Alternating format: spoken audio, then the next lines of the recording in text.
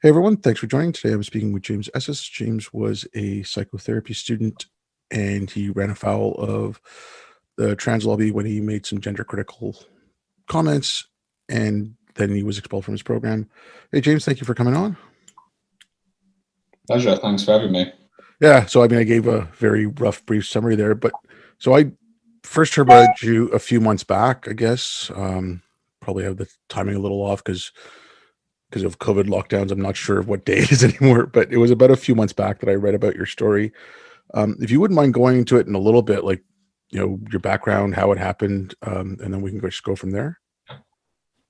Yeah, sounds good. So I came to the world of mental health and psychotherapy a bit later into my career. I started off working in law, crime, like criminal defence and prosecution, and a stint in the public sector in the UK as well. And then I started volunteering at this. It's a helpline in the UK. It's called Childline. It's very well known. It's basically a service for young people to come through and talk about anything that's going on for them. And that could range from relationship issues all the way up to feeling suicidal. So I started doing that and I found it extremely fulfilling.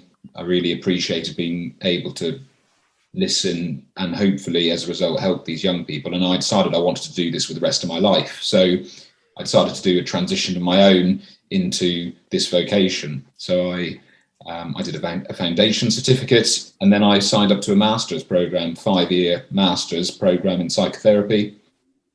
And I was, at the time all of this kicked off, I was just coming up to finishing my 3rd year.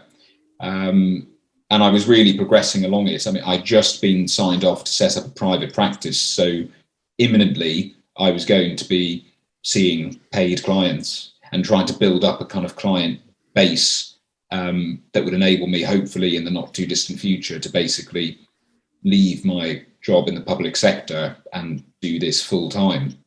So that's the stage that I was at when this all happened. Okay, now I know you've got like legal proceedings and stuff. So if I ask anything that's gonna, that you can't answer, please just let me know. But like, so I just out of curiosity, like, so were they just like, okay, because I've seen some of this in the States and Canada where, the professor will say something or will tweet something and then, they're out of a job or they're facing censure or so was it just like something along those lines or did someone, okay, or did someone just like, go start offense mining in some of your stuff, or like, how did that happen? So if I take you back a bit further, I began to get interested / concerned in what was happening with children and treatment for gender dysphoria because of the young people I was speaking to on this helpline. The numbers were growing every year of young people telling me they were trapped in the wrong bodies. And a lot of them very young.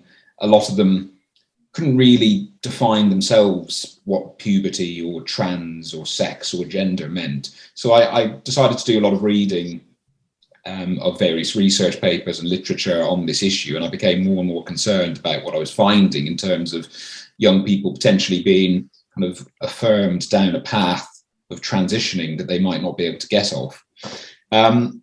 So I started trying to speak out about this. I wrote a few articles. I was trying to meet like-minded people. And I kind of co-founded this group of other practitioners called Thoughtful Therapists. And it's a group of practitioners who share similar concerns around mental health treatment for young people with gender dysphoria. Yeah, so I began to kind of immerse myself in all the literature. I began to get concerned that there wasn't enough discussion happening on this, and that given that some of these young people were going down a medical or even surgical path that they might not be able to get off, I felt that there needed to be more discussion within the mental health profession. So I co-founded this group of like-minded practitioners, we're called Thoughtful Therapists, trying to kind of have a dialogue about this because it seemed to be a lack of transparency amongst the professionals in this sphere. One of the key first things we did, and actually ended up being the catalyst for everything that happened to me, was that I submitted a petition to the United Kingdom government, which members of the public over here can do. Anyone can submit a petition. And it was to do with conversion therapy legislation, which I know has been passed abroad, including, I know, recently in Canada and elsewhere.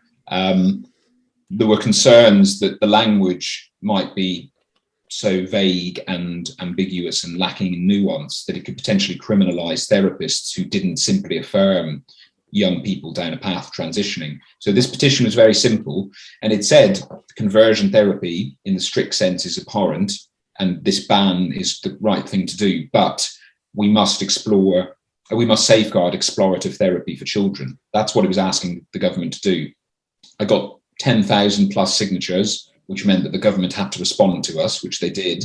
And it was a very favourable response. They promised to uphold the independence of therapists. They promised to safeguard young people and protect free speech. So really good stuff. So I'd done a bit of associated publicity around the time of the petition. And then obviously there were people online who disagreed with me, a lot of activists, a lot of trans activists. So I was receiving some abuse online. And then one day in May, I think it was a Wednesday, I received an email out of the blue from where I was studying my course, which is at a psychotherapy institute in London called Metanoia Institute. I received an email saying that there had been a few complaints made about the petition, about my publicity, and could I come in for an informal conversation 2 days later? And I was immediately feeling quite anxious because I thought, well, what have I done wrong exactly? I mean, all I've done is try to have a conversation about a really sensitive topic. But they reassured me and they said, it's just an informal chat. There's nothing to be worried about. So I accepted, of course, and I said I would come in 2 days later. 24 hours later, after receiving this first email, another email popped into my inbox, and it was entitled Termination of Contract. And in that email, I was told in 2 paragraphs that I brought the institute and the profession into disrepute, and I was being expelled with immediate effect. And so the meeting that was planned, the informal meeting, never even happened. In fact, I never had a single conversation with anyone before they expelled me. The university or college or anything, just to expel someone on their beliefs or expressing opinion. I mean, like, let's just take aside the therapy and all that aspect for kids, but just that on itself for a university. I mean, isn't that kind of like counter to the message or the mission of a university? Well, one would think so. I mean, of all places that we should have free and open debate, it should be in educational institutions. Yeah. But one of the things you'd mentioned there about the legislation, like the legislation that was going on in the UK, and then, yeah, the one that just passed in Canada is very similar. And I don't know about the language in the one that was in the UK. I don't know about the language about the one that just passed in Canada, because it was being passed in Canada before our last election, which was, not too long ago. Yeah. But then because the election came up, Parliament was halted. So that one didn't get passed to the Senate. And so they had to reintroduce it. And when they reintroduced it, they introduced some new language. So that's why I don't know exactly what this version says. But from my understanding, it was worse than the other one. And yes, like you're right. They talk about the conversion therapy for, gay and lesbian people, and and right away, as soon as you hear conversion therapy, people think of like electrodes and things like that. And I don't think anyone really wants that, unless you're like a hardcore, fanatic or whatever, that opposes it. But it's the gender critical stuff. Now, a lot of therapists in Canada have come out and said, well, you're going to make affirming therapy the only thing possible. Now, I don't know, like, when you were listening to these kids and you said you started like looking into the literature, like, from the few people I've spoken to, it's basically like what they said, like transing the gay away. So, I mean, it's introducing a new form of conversion therapy in another sense anyways. Well, yeah, I mean, I work closely with the gay community, and that is a real concern of theirs. And I'm hearing all the time, anecdotally, that for some families, maybe for some cultures, it's far preferable to have a kid who is trapped in the wrong body but straight rather than just be gay. So that is a concern. I mean, that's one of the things about this topic I'm sure we'll get onto it later. In terms of the whole gender sex debate, this touches all areas of society. I mean, we've got the gay community being concerned. We've got women worried about their safety, their safe spaces, their rights as well, when it comes to things like fair play in sports. And then we've got children and medicalization, and parents and social workers and doctors, etc., being concerned about what we're doing here. So this is why it's exploded in the way that it has, because it really does touch upon almost every area of society that I can think of. Yeah, I mean, like some of the things you mentioned there, like with the sports and all that, but with the kids, okay, if someone's an adult and they want to do this, I am like, whatever, fill your boots, like that's make an informed consent. You're an adult, do whatever you want. But it's then after that point, like what you'd mentioned, like, the sports and all that, like I said, we can get into that later, but with the children, it's playing on the parents' fears that really, that there's a huge problem there. Like, would you rather have a trans girl, a trans child, or a dead child, like implying that the kids are going to commit suicide? And it like that's where it gets me. Like, I'm like, you're playing on the parents' fears. And then something you'd mentioned there as well, they'd rather have a kid that's trans than a kid that's gay or lesbian. I mean, Code Pink and Pink News, celebrate Iran and Pakistan because Iran and Pakistan will forcibly will forcibly transition someone if they find out that they're gay or lesbian. They say, okay, well, you can either die or you can transition. And I've heard of some of that happening in like very fundamentalist Christian households where they'd rather have a trans child than a gay child, because at least a trans child is okay, then you are a woman or a man and you're in love with the opposite sex, right? They prefer that. So like, are you seeing, or have you seen any of that, or have you heard any of that? Like, is it very prevalent out in the UK? Like, I know it's not so prevalent here in Canada or the US. Yeah, I think in pockets of society, possibly. Again, there haven't really. I've certainly not come across any proper research done into this, so it tends to be anecdotally. But I think the key thing is that there are real concerns that this is going on, and these are concerns, for example, within the gay community. I mean, touching upon what you said as well, like, language is absolutely crucial when we're talking about parents and possibly playing on fears. It's interesting because I feel like a broken record at this stage, because I'm forever saying, gender dysphoria, which in the UK you have to be diagnosed with in order to medically or legally transition, is a mental health condition under the DSM. But it's interesting the terminology we use. So, for example, let's imagine a kid with anorexia. The doctor wouldn't say to them, here is an anorexic child. You would say, here is a child with anorexia. But with gender dysphoria, that seems to go out the window. So what you get is you have a trans child, as opposed to you have a child with gender dysphoria. And that language is absolutely crucial, because it moves it away from this idea of it being a mental health condition. I mean, recently I read an article in a left-wing publication in the UK. It's called Novara Media. And this is written by a trans individual, and it gives tips and strategies on how to get cross-sex hormones. And it includes advising patients to basically mislead their doctors. And if the doctors try and bring up the topic of mental health, you're to deviate away from that. So there's this strange game going on where people are asking for potentially irreversible medication and surgery, but at the same time saying this isn't a pathology, it's not a mental health condition, and if you say it is, you're transphobic. About, like, when you mentioned that, like the therapy and all that, because I've spoken with, like I said, a couple of detransitioners, one in the US and one in the UK, and both of them had like very similar stories. So when they were going to transition, the one in the UK, I mean, her, she detransitioned. She's back as a woman now. She was 22 when she started transitioning, and the one in the States, she was I think about 15 or 16 when she started to transition, and then she stopped by the time she was 18 and she transitioned. And the one in the US, like, I don't think she went through any surgery. She'd only just started taking some of the hormones and hadn't gone on to, anything further. But it was basically going into the doctor's office and then a few hours later having a prescription for testosterone, or having a prescription to get, like, the one in the UK. I mean, her name was Sinead, and she said it took her 5 months to get the appointment. That was just because of not enough therapists. It wasn't like a delay of, okay, we'll look into what's going on. But then as soon as she got in, it was just sped right along. So, I mean, from an ethical standpoint, shouldn't they at least look at, see if there's any underlying issues? I mean, okay, so you were formerly a lawyer.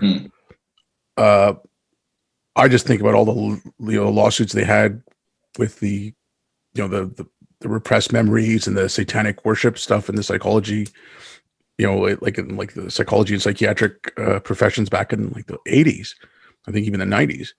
I'm just thinking, okay, well, this is going to have far more blowback. Like, I mean, just like I said, just like an ethical and, if you want to go legal standpoint, like, how can they not at least look into what's going on the underlying things? Like you'd mentioned, anorexia, like you're going to try to treat the underlying issues of the anorexia instead of just force feeding someone. Right?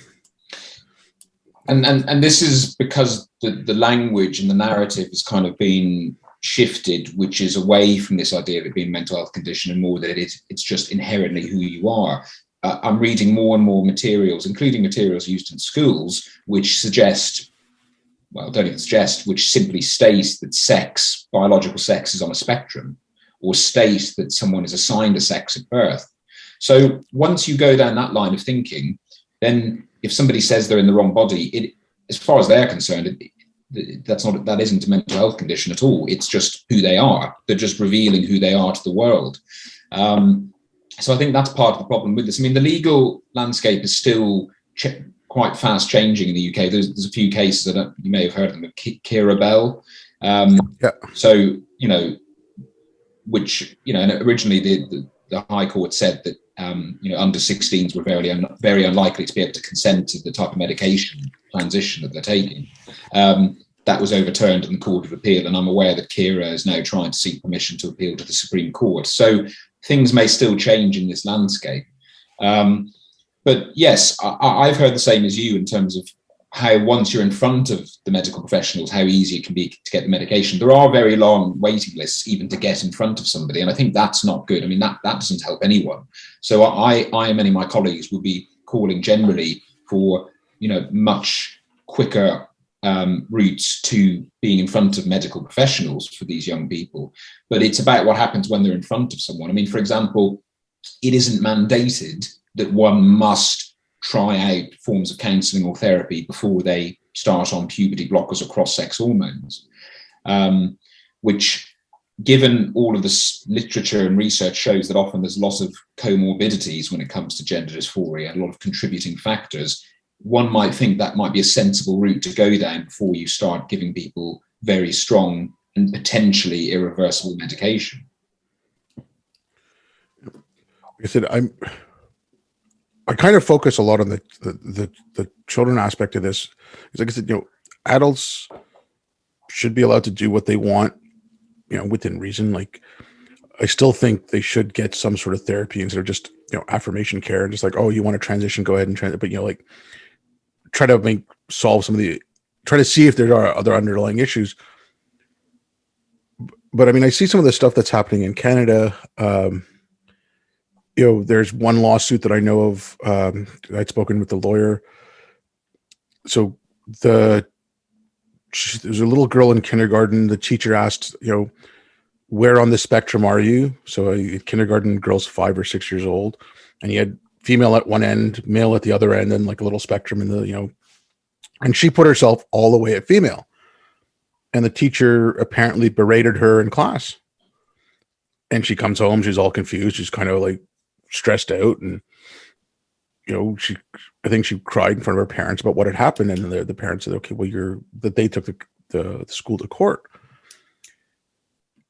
Like, that's the stuff that I'm kind of like, I'm really opposed to. It's like, you're not, especially like a 5 or 6 year old. A 5 or 6 year old, if she said I'm always she'd put boy at the other end, I'm sure the teacher would have been extremely pleased, because she's she's picking something that she's choosing a gender that she doesn't look like, type of thing. Like, so I'm sure, like, like, that's where it really gets me scared. It's just like you're untethering kids from reality, and if this keeps going on, they're going to be adults who are completely untethered from reality. I mean, and that's not good for anyone. Yeah, I mean, I've seen certain narratives where it moves away from accepting, respecting someone to like celebrating and championing it. I've seen school materials in which there's two planets. There's the cisgender planet, and then there's the trans non-binary planet, and it shows like kids as like aliens moving between the two planets. And like the cisgender planet just looks like planet Earth, which for the purposes of this like cartoon looks pretty boring. And then the trans non-binary planet is multicolored, and it's got like fireworks and stars and sparkles, and everyone's walking over to this planet hand in hand smiling. And subliminally, what message is this giving to young people? I think it could be giving them, some of them at least, a message of it's really cool and really special to do this thing. And it's pretty boring to just be cis. And again, I've seen like trans commentators on Twitter specifically say that in their mind, being cisgender is boring or dull. I mean, what message does this give out? Yeah, I've seen something similar. It was with all the different, like, you've got like, you had the pride flag originally. Now you've got like so many different versions of that flag. And so they had, trans flag, non-binary flag, like just a whole bunch of different flags for different gender identities. And they were all different colored, brightly colored and whatever. And then you had the cis one, which was just gray. And it's like, okay, which one do you think a small child's going to go towards? It's like, it's picking that. I just want to get back to some of the things you mentioned, like with the sports. Now, I'm not 100% sure, but I believe in the US and Canada, like, to get psychotherapy, you actually have to have like a medical background and a medical degree first. And then you can get into psychotherapy, because the difference between a psychologist and psychotherapist in the US and Canada is psychotherapists can prescribe medications where psychologists can't.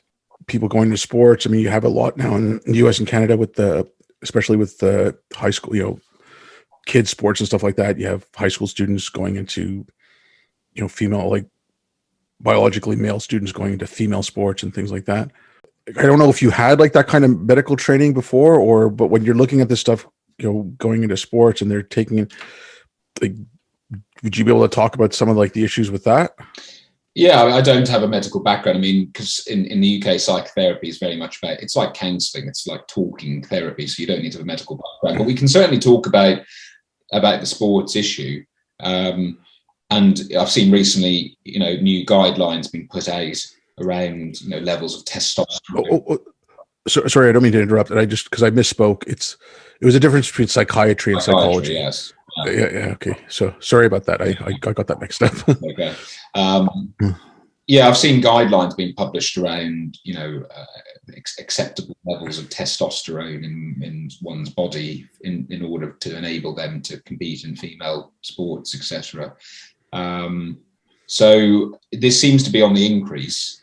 And I know a lot of trans groups are calling for more representation of trans athletes in the gender, sex of their choosing.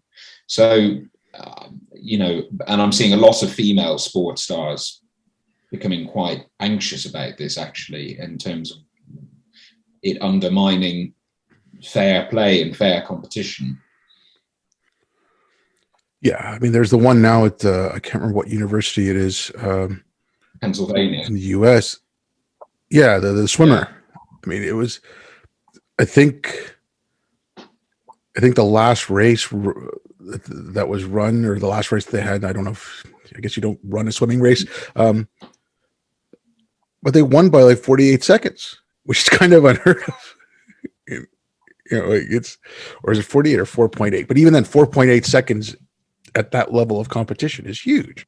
how have people become so, again, out of touch of reality? Like they're not, like, is this a case of just, okay, we have to respect this identity? Like, has identity become that important an aspect of everything now that you have to respect that identity and you can't question it, even though it flies in the face of reality, basically?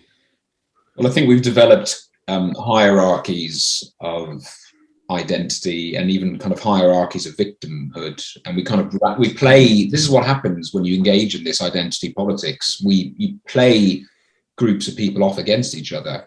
Historically, it was felt that women needed extra support and to be kind of given that equality that they deserved all along, and that was the focus. But now that the transgender stuff has hit the scene, and people are terribly fearful of being labelled transphobe, etc., the priority is now making sure that those people are comfortable, even if seemingly it affects the rights of women, because women are, well, I don't know, less oppressed now than trans people or whatever. I don't really like this whole comparison game at the end of the day, but often, historically, we've seen that if you try and push the rights of one set of people, you end up taking away from someone else. But I find it strange. I mean, it's even just about the sense of fair play. I mean, you might recall Laurel Hubbard, who was the Olympian, the weightlifter. Yeah.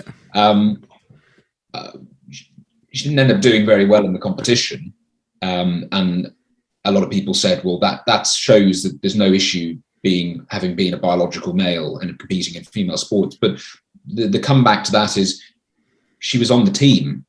She took the place of someone, a biological woman who could have been on that team and who should have been on that team. So it's not even about winning or losing. I mean, you pointed to the swimmer who did win significantly, and that that is relevant. But it's even the fact of almost pushing out other people who should be on these teams.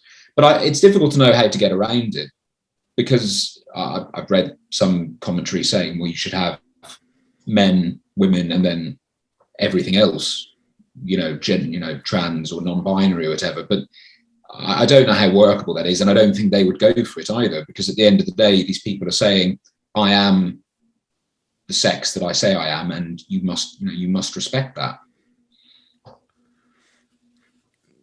Okay, now, how does that work with, because I know there was again, I've been following this for a little bit, but there I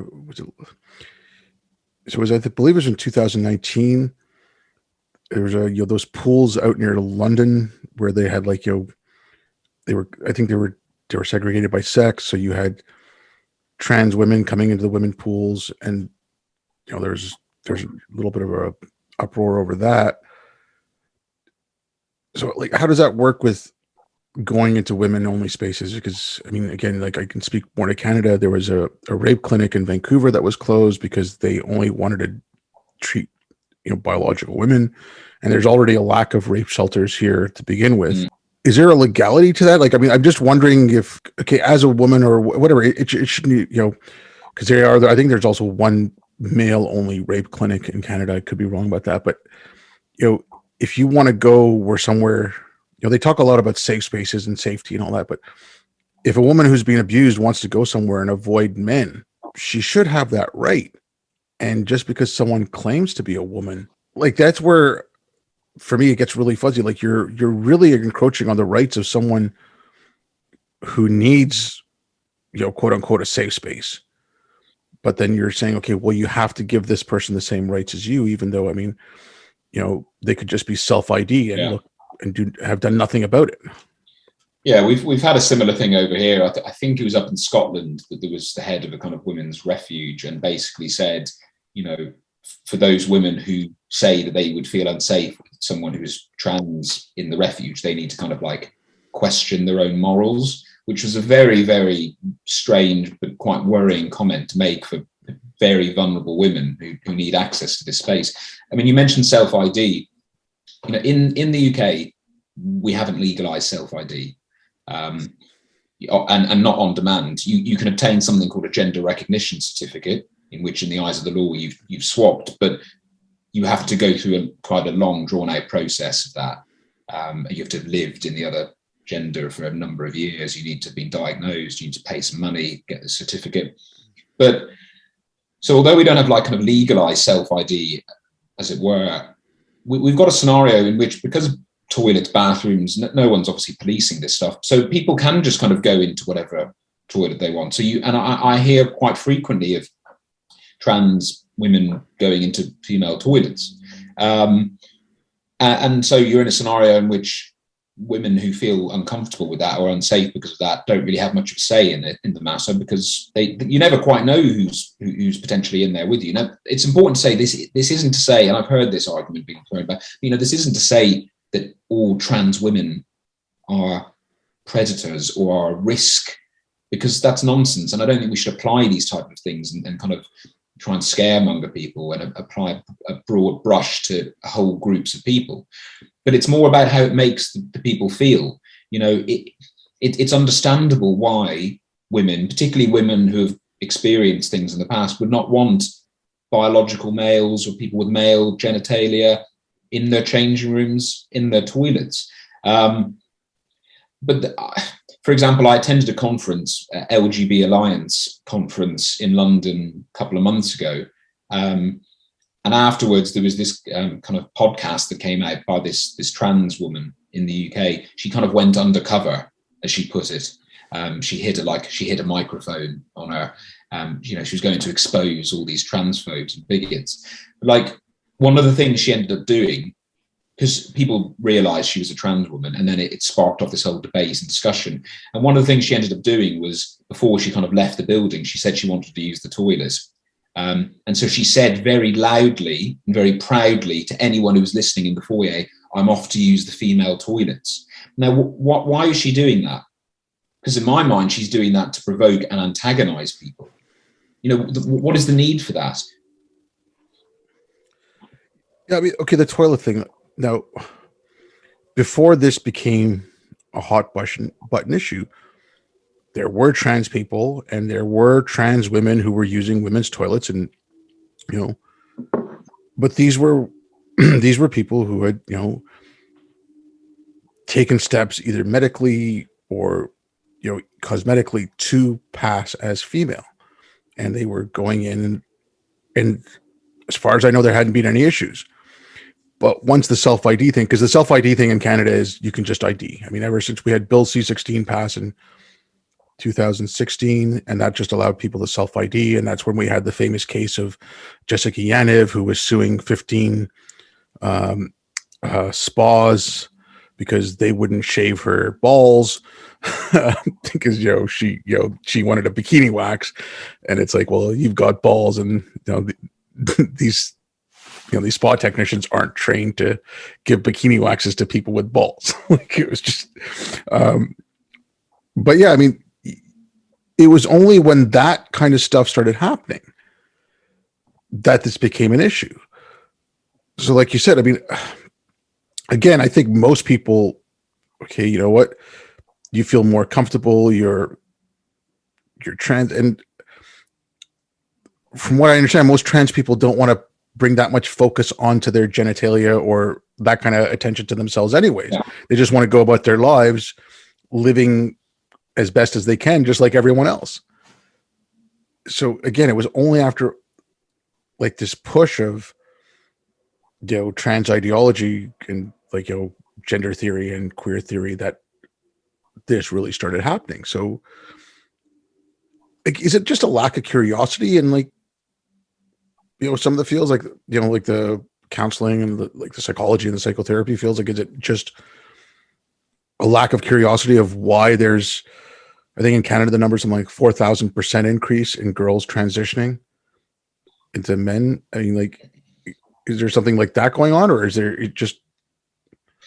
Well,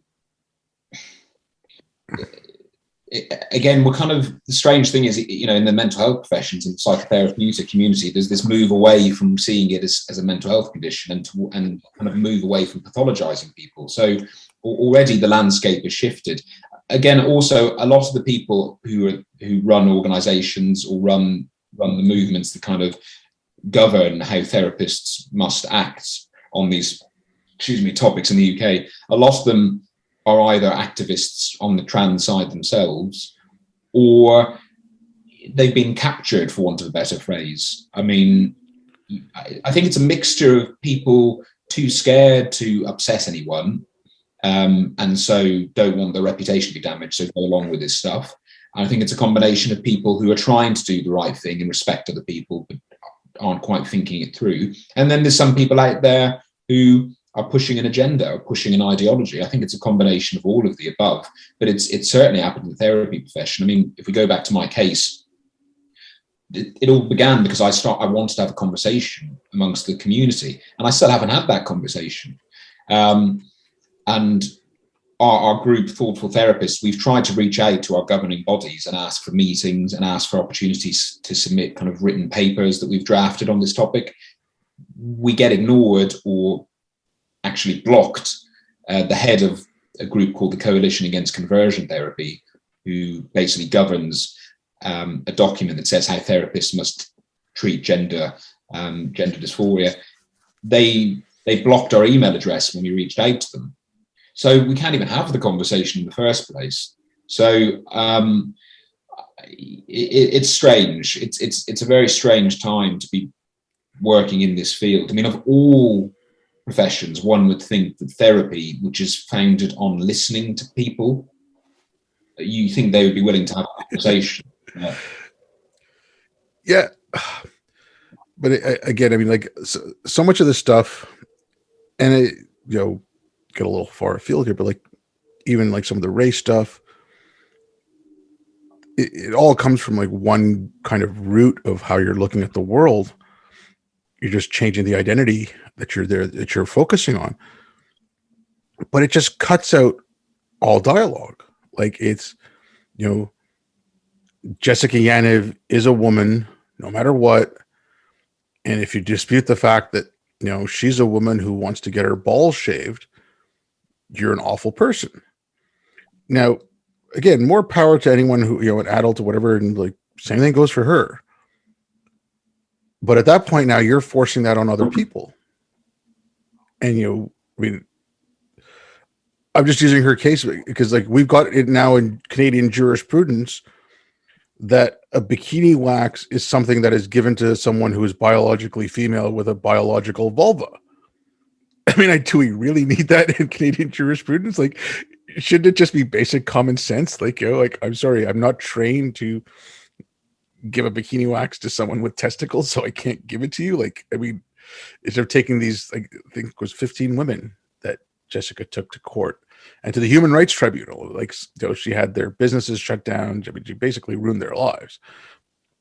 And the fact that it got that far because, we've given up common sense. Well, Canada does seem to be quite a few steps ahead of us in the UK, although it does feel like we're beginning to catch up. But when we think of Bill C6, Bill C16, particularly stuff around kind of quasi-mandating pronoun use, etc., on pain of punishment, that also is a major concern. But there's a bit of a wave sweeping the globe, and I see more and more countries treating it the same way. So going back to the conversion therapy ban and the various legislation, I did a bit of a research into all of the various bills that have been passed across the world. So many of them are copy and paste jobs, literally using exact phraseology. There was one bill which was almost an exact replica of another one. That says to me that people aren't doing their own independent thinking on this matter. They're just copying what everyone else is doing to try and, I don't know what, keep face or something like that. I mean, in the UK, they're seemingly trying to rush through this ban, and it was put out to a public consultation for 6 weeks. Now, public consultations in the UK, by the government's own standards, should usually be a minimum of 12 weeks, if not longer, for very complex issues. But they said 6 weeks. They received a hell of a lot of pushback, including from myself and colleagues. And then last week, they decided to extend it by a further 2 months, which is the right thing to do. But again, I go back to why were they trying to rush this through in the first place? I've heard activists, I've heard organizations, trans organizations in this country saying we should have no consultation whatsoever. we should stop doing research. The time now is to act and to pass legislation. It appears to me that they're trying to avoid proper scrutiny. And why might that be? Do they have something to hide? That's the inference. Yeah. Could you mention Kira Bell? Now, in Canada, when Bill C6 was being debated, because the new one is Bill C4, that's the one that passed, because like I said, they had to reintroduce it. There was almost no consultation. I believe there was no debate in Parliament. But when the initial consultation was happening for Bill C6, you had politicians getting up and saying, oh, detransitioners are just a right-wing smear or a right-wing, conspiracy. And like, how does that work in the UK? Obviously with Kira Bell, that was very famous, but is that getting more purchased now that, okay, there is actually a growing detransition, or there is something like that, or is it just being swept under the rug still? Yeah, it's not getting the same attention that it deserves. And a lot of detransitioners, as a result of the landscape and the hostility towards them, are too afraid to speak out. I mean, I posted things recently about looking at people who have undergone double mastectomies, kind of that my thoughts are with these detransitioners who've lost parts of the body that they can never get back. There is zero empathy coming from the other side. There is, well, they were obviously never trans to begin with, or they were just attention seeking. So like that kind of attack, or there's like diminishing what they've gone through. So I've had people over the last few days actually attack me because of this comment about detransitioners losing their breasts, and people basically compare it to having your wisdom teeth taken out or having your appendix out, and basically saying you need to get over it. It's not that big a deal. I mean, there's such a lack of empathy. And these are the same people who probably have hashtag be kind in their Twitter handle. I mean, it's very scary. I mean, I've seen someone, I can't remember her name, she's like, oh, you can always just go and get them put back on. Like it's just that simple. I mean, the detransitioner thing, it's like you were never really trans. Now, like I see that a lot in the Muslim community of someone who leaves Islam. It's like, oh, you were never really Muslim. You just pretended to be. Now, in that, I guess that argument might hold a little bit more sway, but someone who's actually gone through the steps of having surgery performed on themselves. I mean, you don't do that just for a lark. Like, I mean, it's, okay, you can get double mastectomies. And if you get bottom surgery as well, I mean, you're going, even further. And if that person after a while decides, comes to the realization or whatever, just like I wasn't trans, this was rushed through, or for whatever reason, they want to detransition at that point.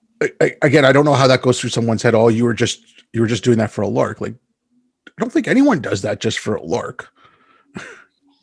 Well, they in some ways, their ideological beliefs force them into making that type of remark, because otherwise they would be forced to confront this idea, actually, that this is relatively untested, medical surgical transitioning, and actually it can end up causing real damage to people. And that would then undermine their arguments about opening this stuff up further, particularly to younger children. So they're almost, if they're going to follow their ideology, they almost have to follow through with this type of argument, which obviously doesn't stand up under scrutiny. I mean, again, I often hear this line, well, detransitioners make up such a small percentage of people who have trans people. They make up 1%. That's the figure they use. In reality, it's certainly a hell of a lot more. People are just too afraid to speak out. But let's go with their line of 1%. They say, why are we focusing all this attention about 1% who regress it? It's such a small number. And then I always say back to them, but trans people in the UK only make up 1% of the population. So you can't have it both ways. You can't say 1% is relevant in this scenario, but isn't in another. Yeah, it's the minority within the minority, right? Like it gets left out a lot. It keeps happening. I mean, I got into this whole kind of conversation just because of, when I criticized Islam, I was told I was a white supremacist, and I just wanted to know where that came from. And I was like, okay, I was the minority within the minority that was getting attacked at that point. And it was just like, and it's the same thing here. I look back to this book I read, Kindly Inquisitors by Jonathan Rauch. I don't know if you've read it. and he calls this thing humanitarian threat to liberal science. And he was writing about the late 80s, early 90s, and he talked about speech codes in the US and college campuses back then. It was all based on race. It's like, oh, you can't, people being banned in the late 80s up until like 91, 92, because, oh, you're using racist language. So that had already started happening. And in my mind, this is like a continuation of that. It's just like, you're harnessing people's goodwill and you're using it to like bad ends. Like, again, I don't think most people wouldn't want a child to commit suicide. Most people wouldn't want a child to like self-harm or anything like that.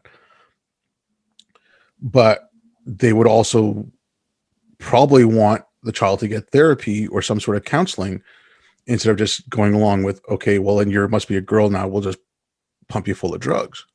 Or you must be a boy now and we'll just pump you full of drugs. I mean, like, I don't know if you saw that when you were, studying to be a psychotherapist, like where they're focusing on people's goodwill. Like, okay, well, we have to, like I said, would you want a trans child or a dead child? Like that kind of thing. Yeah, I mean, yeah, the risks, the suicidality rates, etc., are often used. But then when you dig deeper and you look at some of the research studies, you see that the suicide rates are still high after transitioning, which again is suggestive that this is about more than this issue. That and again, a lot of the young people I spoke to, I mean, some of them themselves were kind of quite young, but they were convinced that they had to transition, and that would, they needed that. They couldn't see any other route towards living their life other than going down that path. But I would often kind of ask an open-ended question along the lines of, okay, well, let's do a little experiment. Let's imagine 2-3 years down the line you've transitioned. Are you going to be happy with yourself? Is everything going to be cool? And most of the time they would respond along the lines of, well, no, there's actually a lot of other things I don't like about myself too. And we would open this up into a discussion of, actually, it isn't just about their bodies and their sex. It's about a general dis-ease in themselves and in the world around them. And I think for some young people that gets projected onto this, particularly when you're told there's a quick fix, because it's very rare in health, mental health and physical health, for there to be a kind of silver bullet along the lines of, if you do this, you'll be fine. But I think that's the myth that's sometimes sold about transitioning. If you take these puberty blockers and these hormones, and if you maybe go on to have this surgery, and if you change your pronouns, everything will be hunky-dory. In reality, that isn't the case. But I think it can be quite appealing, particularly to a young person who feels so out of place in their bodies or in the larger world. Okay, kids don't usually have a lot of patience to begin with. I just think back to like when I was a kid, summer seemed to last forever, like your summer holidays, because in relation to your life, it is much longer, and as you get older, like it just seems to go by quicker. Is that part of it? Like, are they playing?